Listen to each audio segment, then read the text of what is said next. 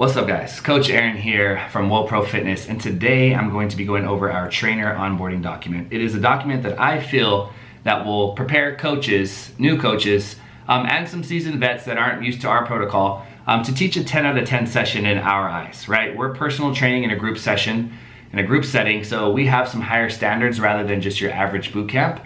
It's a word that I actually don't like to use. We like to call our workout sessions. I feel that boot camp, no disrespect, is a little bit low level, whereas we are actually going over training and coaching in our sessions, hence the personal training in a group setting. So we understand that our coaches need to be professional in the life of the party, so we have a set of criteria that they need to follow. And one reason that I'm making this particular video is that we are currently going through the hiring process, and I'm seeing two different spectrums. I'm either seeing new potential candidates that don't really have any prior experience in the fitness industry. Maybe they just work out, but nothing like what we're looking for. And then we see that we have some seasoned coaches that are coming from different modalities, or maybe some competitors, but just knowing their model, it's not up to our standard. There's a little bit too much free range. And just from going on, stalking Instagrams and looking at sessions and things of the sort is not ideally what we're looking for. So does it mean that they're a bad candidate? We just need to have some new guidelines as to what we're looking for inside WoPro. And within this document, we have a couple different phases, but the 4 key points that I'm going to talk about are the following. And it's circulate, complement, critique, and challenge. Circulating is super important because you cannot be the coach that just stands in the corner of the room and is yelling on the mic and not going around and giving each client a touch point. What sets us apart is that we are all up in our client's area, and I don't want to say in their face in a negative way, but we are in their area making sure that they know that we're coaching them and that we are there, we are present, and that we are there to make sure that they execute each exercise efficiently and they're not gonna hurt themselves. So they need to understand that we're gonna be walking around the room, that they're not gonna be getting away with using light weights, and that we are watching them. The second part is that we are complimenting, right? Making sure that we're complimenting our members both over the loud mic and closer, a little bit more intimately. Because we could be on one side of the room looking directly at the other side of the room. Maybe Mary, for example, is doing an exercise incorrectly, but we know that we can critique it or challenge it or just compliment them over the mic to let them know that we are there and we are paying attention, all while also working with the client that is in our general vicinity. So we can give a compliment to them. We can let them know that we're paying attention, good job, way to work, to let the clients know that we are aware.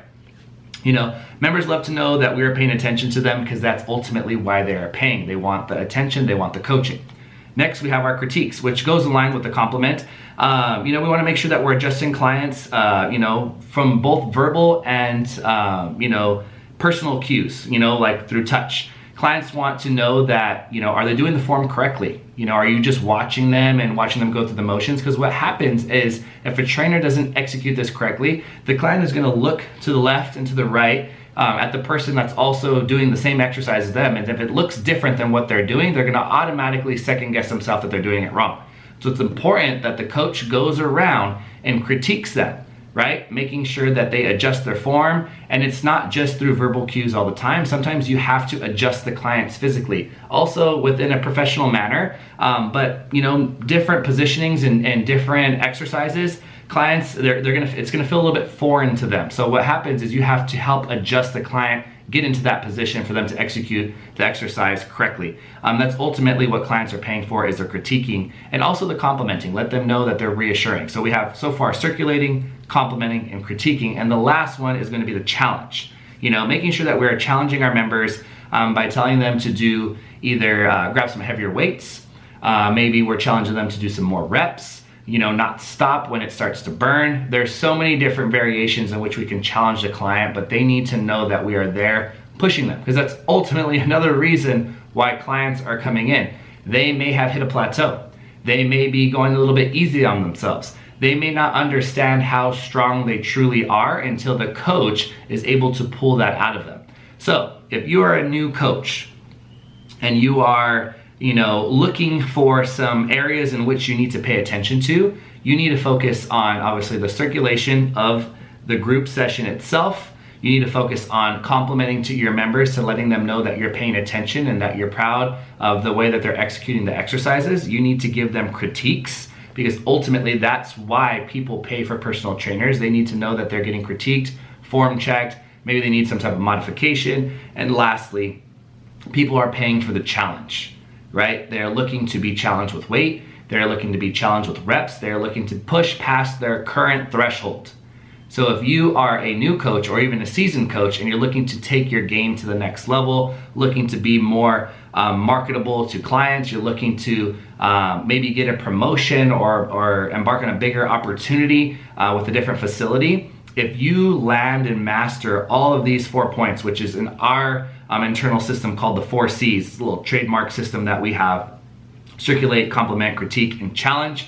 I promise you, you will take your training to the next level. And you know, whether they be the franchise owners, the owners of those locations, the head trainers, or whoever they are that's doing the hiring, I promise you will stand out and you will start to separate yourself from the crowd, because just doing these simple things will set you apart, because most coaches aren't even doing this. They're doing the bare minimum. A lot of coaches tend to get comfortable, but there's a set of standards that we have and that if you have for yourself, we'll continue to create that separation, and clients will remember you and your sessions. You're always going to be booked. You're always going to be in demand. You're always going to be busy if you master these 4 things. If you have any other questions, leave them in the comment section below. Don't forget to subscribe. Got some more videos like this coming your way.